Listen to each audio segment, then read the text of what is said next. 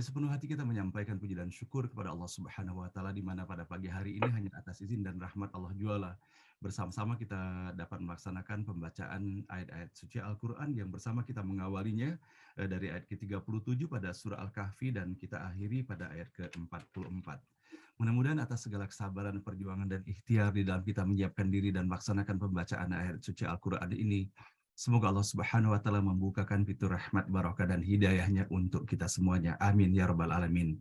Nah, baiklah Bapak dan Ibu, pada pagi hari ini sebagaimana biasanya setiap hari Jumat bersama-sama kita akan mendengarkan tausiah dan nasihat yang disampaikan oleh guru kita Kiai Haji Profesor Dr. Nasaruddin Umar, dan ini adalah tampilan perdana beliau di dalam forum ngaji bareng online ini untuk tahun 2023 ini. Semoga Allah berikan kesehatan dan keberkahan kepada beliau. Assalamualaikum warahmatullahi wabarakatuh Ustadz. Mohon berkenan untuk di-unmute audionya. Belum bisa. Alhamdulillah. Assalamualaikum warahmatullahi wabarakatuh Ustadz. Waalaikumsalam warahmatullahi wabarakatuh. Sudah jelas terdengar suara Ustadz. Baiklah, Baiklah Ustadz. bagus. Iya.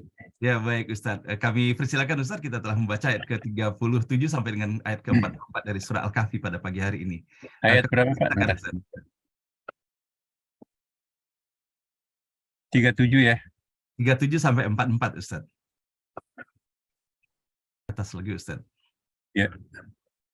Ke atas lagi Ustadz, ini baru 40 ya. 39, 38. Ya. Ya betul Ustadz.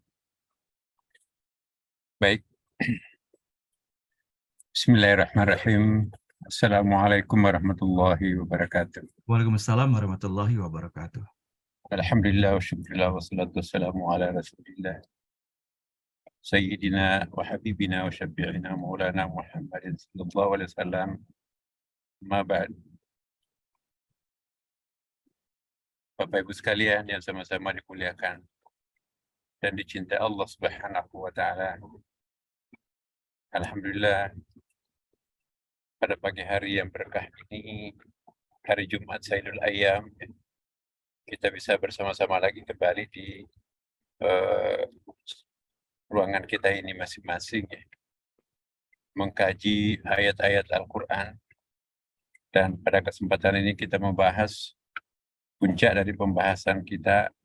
Ya, pernah saya jelaskan bahwa Quran itu memiliki tingkatan-tingkatan aman. Ada pemahaman Al-Quran. Halo Pak, kedengaran ya Pak? Kedengaran jelas Ustadz. Iya, iya. Iya. Ayat yang kita baca ini, Bismillahirrahmanirrahim, qala lahu sahibuh wa huwa yahawirhu akafarta billadzi khalaqaka min turabin thumma min nutfatin thumma sawwaka rajula. Saya kira kisahnya ini ada dua orang bersahabat. Satu kafir, satu mukmin. Ya. Yang kafir ini dikaruniai kekayaan lebih banyak, sedangkan muslim ini yang beriman ini miskin. Ya, kayak kita di Indonesia lah ini. Kebanyakan orang kayanya non-muslim. Sejarah dulu juga membuktikan, tapi apakah Islam itu agama kemiskinan? Saya kira nanti kita lihat. Pemandangan yang dilukiskan Al-Quran dalam surah Al-Kahfi itu biasanya pemandangan hidup. Itu life history.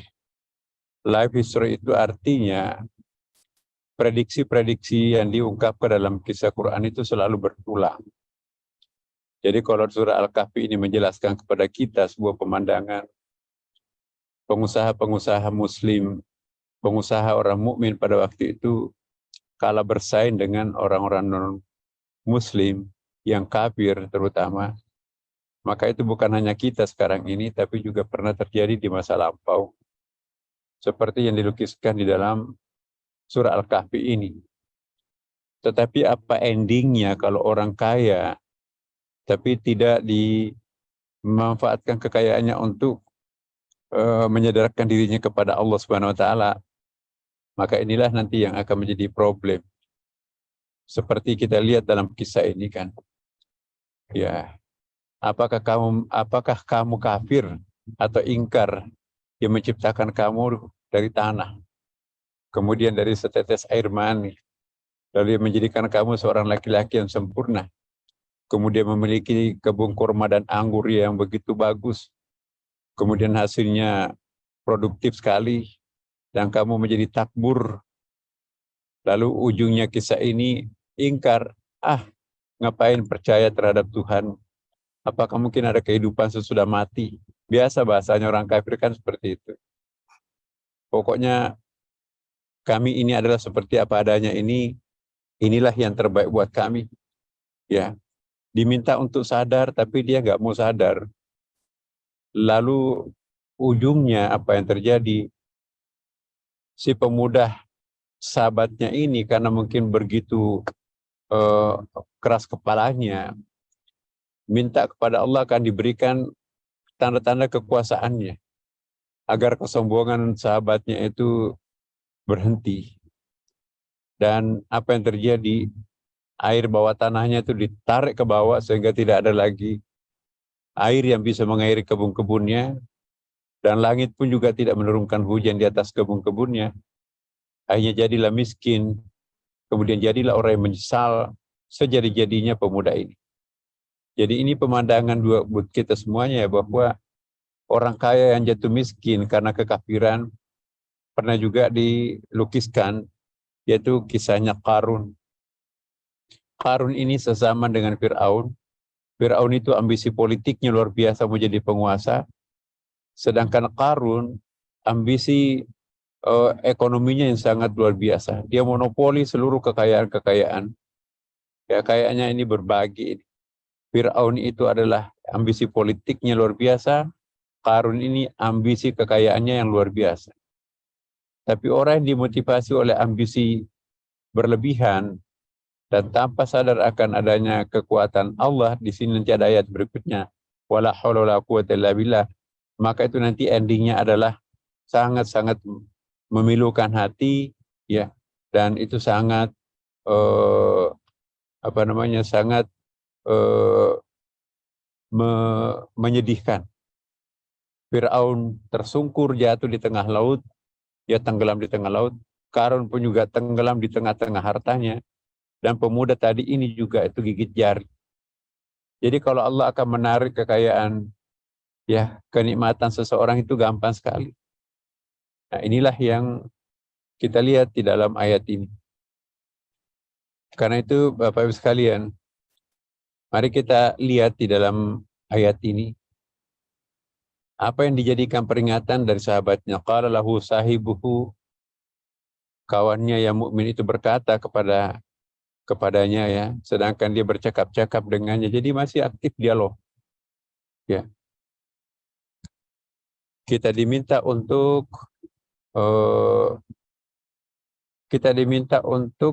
berdialog dengan non-muslim. Ya, jangan kita menganggap orang non-muslim itu tidak perlu kita ajak komunikasi. Surah Al-Kahfi menganjurkan kita bahwa berkomunikasilah dengan siapapun juga, seperti yang dilukiskan pemuda ini. Tetapi ketika menjalin komunikasi, kita jangan yang ditelan oleh mereka. Kita yang harus berdakwah terhadap mereka, seperti yang dilakukan pemuda ini. Apakah kamu kafir? Apakah kamu tidak percaya akan adanya Tuhan? Dia akan yang menciptakan kita dari tanah, kemudian dari setetes mani. Apa artinya dari tanah? Nabi Adam itu, the first creation itu tercipta dari tanah. Tapi the second creation itu tercipta dari air mani. Nenek moyang kita Adam itu tercipta dari tanah, itu asal-usul manusia. Lalu the second creation kita itu reproduction, itu adalah kita tercipta dari air maninya laki-laki, kemudian menembus ovum, maka jadilah pembuahan. Pembuahan itu menyebabkan kehamilan. Kehamilan itu melahirkan janin, kemudian nanti juga melahirkan bayi. Jadilah kamu seperti sekarang ini, jadi seorang pemuda yang tangguh. Apakah kamu tidak yakin proses kejadian itu? Apakah kamu tidak yakin bahwa ada yang terlibat di dalam proses penciptaan Anda? Apakah kamu tidak yakin bahwa nanti kita akan mati? Apakah kamu tidak yakin bahwa kita akan hidup setelah kematian? Ya, apakah kamu tidak sadar bahwa seluruh perbuatan kita nanti di dunia ini akan dibalas oleh Allah yang Maha Kuasa nanti di hari kemudian, di day after itu kan? Tetapi pemuda ini semakin mengigau, dan mengatakan, nggak mungkin. Silahkan kerjakan, silahkan yakini keyakinanmu, aku akan menikmati kekayaanku, tidak mungkin akan saya miskin. Coba lihat hartaku, tidak mungkin kebun-kebun korma dan kebun anggur ini akan menjadikan aku miskin. Aku paling kaya di tempat ini. Tetapi begitu si pemuda ini berdoa kepada Allah, yang terjadi apa? Istilahnya dalam Al-Quran itu menarik gitu ya, di dalam ayat ke berapa tadi itu ya. Kita lihat ada mungkin perlu, nah ini, walaula id dakhalta jannataka qulta masya Allah, dan mengapa kamu tidak mengucapkan tatkala kamu memasuki kebunmu itu masya Allah. Masya Allah itu ini kehendak Allah kan. La quwata illa billah, tidak ada kekuatan, tidak ada power selain dari Allah. Sekiranya kamu anggap aku ini lebih sedikit darimu dalam hal harta dan keturunan, tapi kamu kan diciptakan, kebun pun diciptakan oleh Allah. Nah, kita lihat apa yang terjadi berikutnya pada ayat yang sampai ayat berapa tadi Pak Sanudin? Sampai 44 Ustaz. 44. Nah, kita lihat. Nah ini dia. Pak Asa, itu ekspektasinya itu, maka mudah-mudahan Tuhanku akan memberikan kepadamu kebun yang lebih baik daripada kebunmu ini. Ya. Mungkin Ustaz Jadi, di ayat 39 ya Ustaz, mungkin dibaca. oh iya, 39. Ya Ustaz. Iya. Ya ini Ustaz. Ya ini dia. Kenapa tidak mengucapkan Masya Allah la quwata illa billah? Nah, artinya tadi itu ya, Masya Allah sungguh atas kehendak Allah semuanya ini terwujud. Kamu dibikin kaya, ya kamu dibikin mewah seperti itu. Tidak ada kekuatan yang bisa menghadirkan ini semua kecuali dari Allah. Sekiranya kamu anggap aku ini lebih sedikit darimu dalam hal harta dan keturunan. Jadi jangan bangga tidak mengakui Tuhan karena aku ada ya. Jadi pemuda ini tetap walaupun dia lebih miskin dan lebih sederhana kekayaannya daripada yang pertama, tapi tetap masih memberikan pengaruhnya terhadap kawannya. Ini pelajaran buat kita. Jangan karena kalau kita itu lebih miskin daripada seseorang, kita menjadi di bawah telunjuknya mereka itu. Nah itu tidak bisa karena kita ini adalah seorang yang punya keyakinan, keimanan. Jadi kita jangan sampai didikte oleh satu kekuatan di luar akidah kita, maka itu nanti akan menjadi persoalan tersendiri. Dan apa ujungnya ketangguhan yang telah disampaikan tadi, ini saya nggak bisa buka ayat berikutnya. Apa ujungnya setelah itu Bapak Ibu sekalian? Maka kita akan melihat bahwa si pemuda yang miskin tadi ini, ya, yang sederhana, tidak miskin sih sebetulnya, kekayaannya lebih sedikit daripada sahabatnya itu. Nah, karena tidak bersyukur, maka itu diberikan pembelajaran oleh Allah. Istilahnya itu tanah, air bawah tanahnya itu ditarik ke bawah sehingga tidak mampu menyentuh akar-akar tanamannya mereka. Jadi mungkin ada ilmunya, saya nggak tahu ilmu tanah ini. Ada salah satu kekuasaan Allah ditunjukkan di dalam kisah ini. Air bawah tanahnya itu ditenggelamkan ke bawah sehingga akar-akar pepohonan, tanaman-tanaman itu tidak mampu menjangkau. Jadilah tanah kering di situ. Jadilah bebatuan. Sementara langit tidak menurunkan hujannya, maka itu tentu matilah seluruh tanaman-tanaman itu. Nah ini yang terjadi pada pemuda yang sombong tadi itu.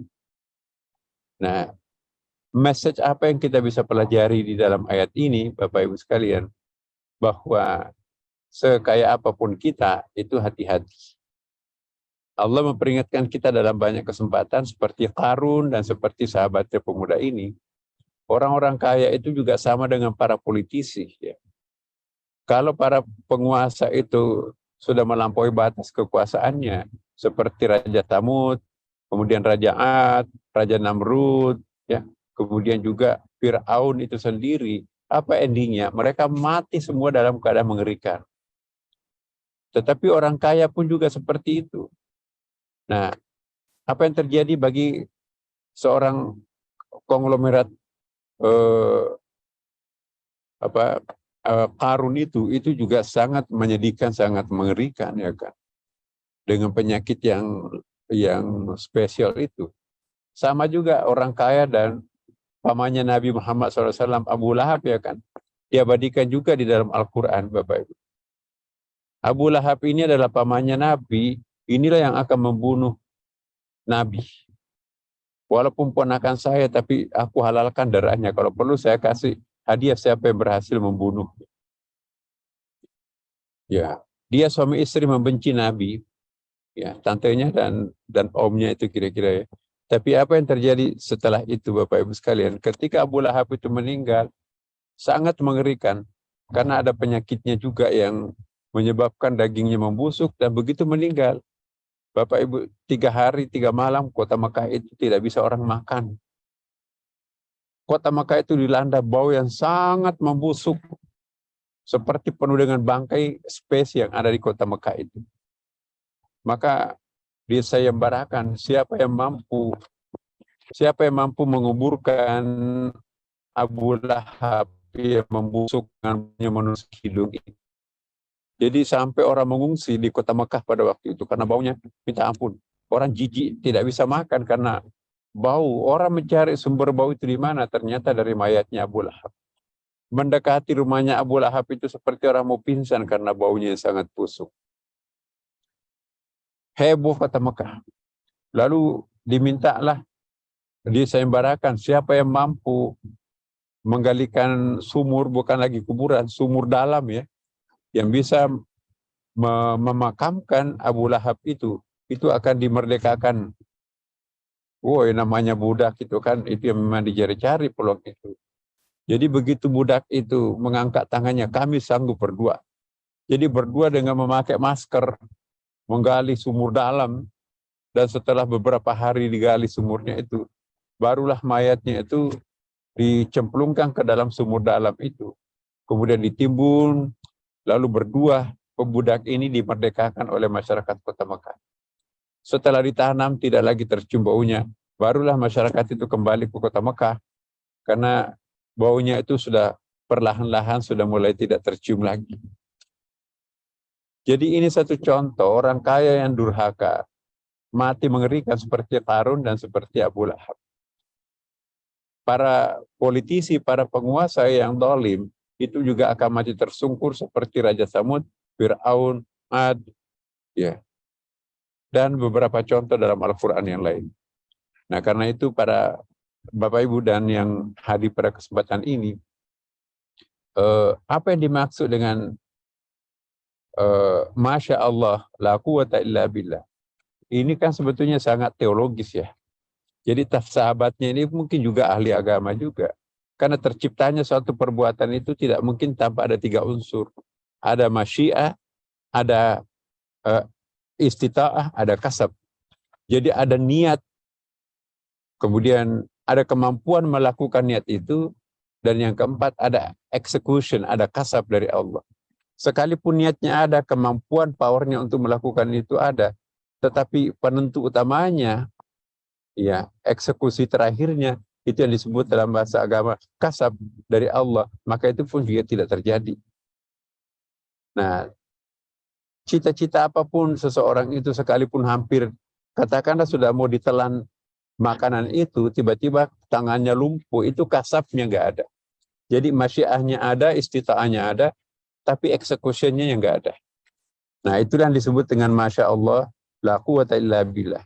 Nah, kita umat Islam itu selalu dianjurkan untuk membaca la haula wala quwata illa billah. Manakala kita punya kekuatan terbatas, sementara tantangan yang besar itu sangat membahayakan kita, kita dianjurkan untuk membaca Masya Allah, la haula wala quwata illa billah. Di sini hanya la quwata, tapi tambahkan bagi kita la haula wala quwata. Kalau haul itu di sini dalam ayat ini tidak dibaca karena mereka sudah kaya kan. Kalau kita kan tidak kaya dan tidak punya power, jadi la haula wala quwata. Dia sudah kaya, ya, tapi masih belum punya power yang seperti yang bisa mengatasi krisis air tadi itu. Nah, bagi kita, anggaplah diri kita itu lebih bermasalah daripada pemuda itu, maka kita harus tambahkan la haula wala quwata. Kalau pemuda itu tidak perlu la haula, karena separuh daripada kejayaan itu sudah dimiliki. Nah, apapun tantangan yang kita hadapi, problem apapun yang kita hadapi, ya jangan pernah melupakan kata-kata yang diabadikan Allah dalam Al-Quran ini. Jadi, Masya Allah, wala haula wala quwata illa billah. Ya, itu kalau la haula wala quwata itu dalam hadis Nabi. Nah, inilah saya kira poin yang sangat penting Bapak Ibu sekalian, bahwa jangan menyelesaikan sendiri urusannya seperti pemuda yang kafir itu. Ada power di atas langit, masih ada langit, dan kita pun juga jangan pesimistik karena power kita tidak ada, tetapi Allah yang memiliki power yang lebih. Cara memancing power langit itu kata kuncinya baca Masya Allah wala haula wala quwata illa billah. Mari kita coba resepnya Al-Quran. Bagaimana keyword untuk mengundang the power of God itu untuk intervensi ke dalam diri kita.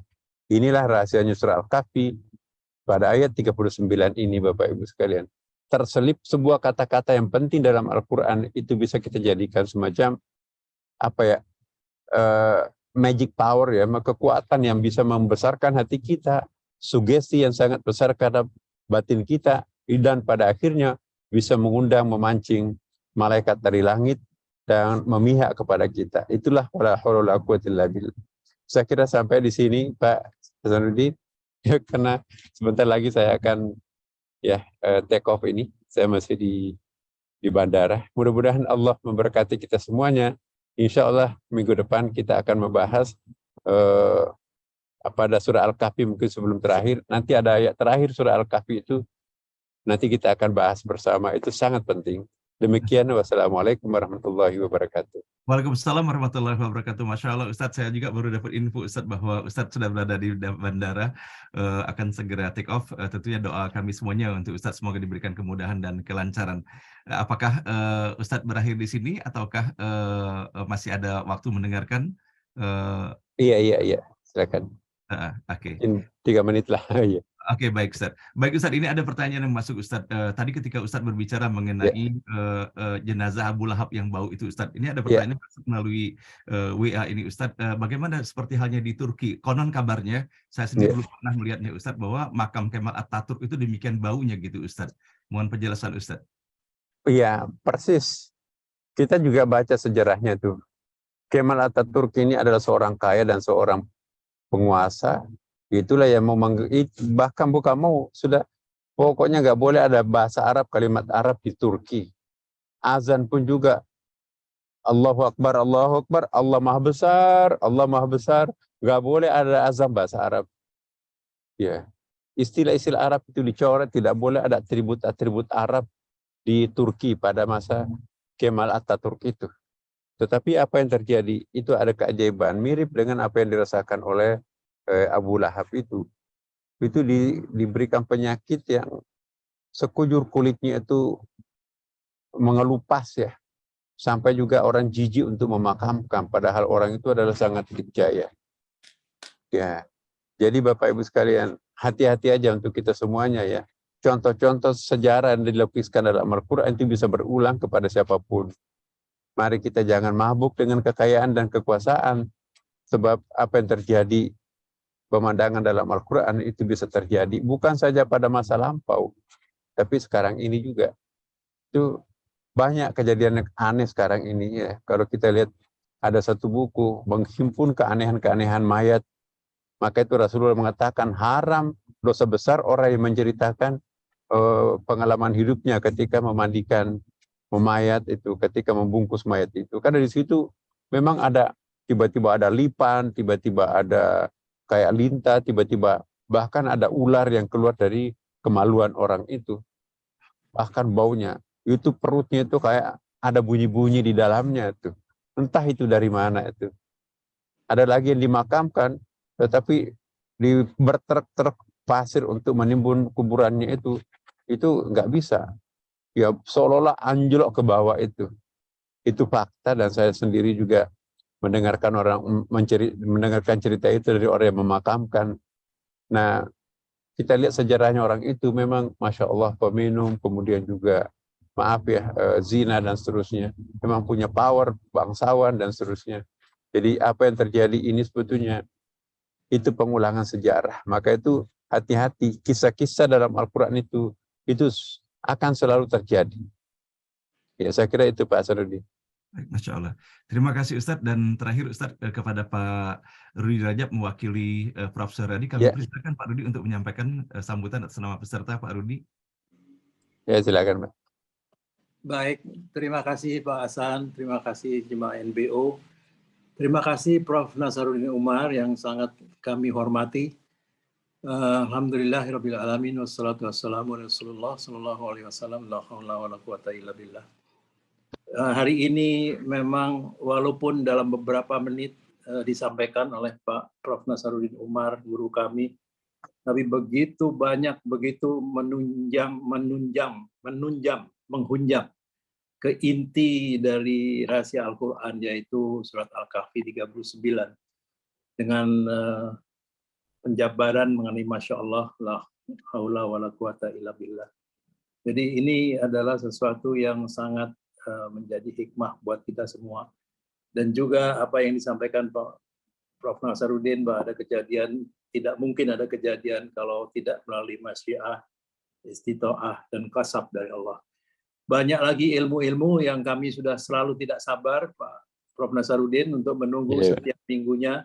Tapi waktu juga yang membatasi, dan sangat-sangat kami harapkan kami akan berlanjut dengan Pak Nasaruddin setiap Jumat. Kami tunggu, dan tidak ada hal lain kecuali doa kami. Semoga perjalanan Pak Nasaruddin amin, diistijabah semua doa-doanya. Dan terima kasih sekali lagi kepada para jamaah yang selalu menantikan kedatangan dan tausiah yang disampaikan Pak Nasaruddin.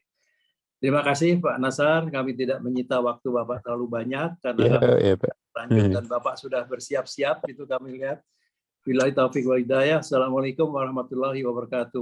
Waalaikumsalam warahmatullahi wabarakatuh. Terima kasih Pak Rudi. Baik,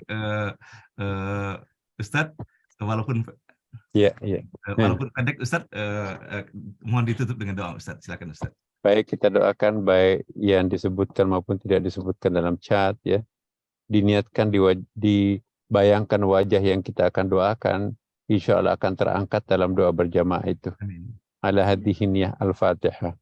A'udzubillahi minasyaitonir rajim. Bismillahirrahmanirrahim. Alhamdulillahirabbil alamin arrahmanir rahim maliki yaumiddin. Iyyaka na'budu wa iyyaka nasta'in. Ihdinas siratal mustaqim.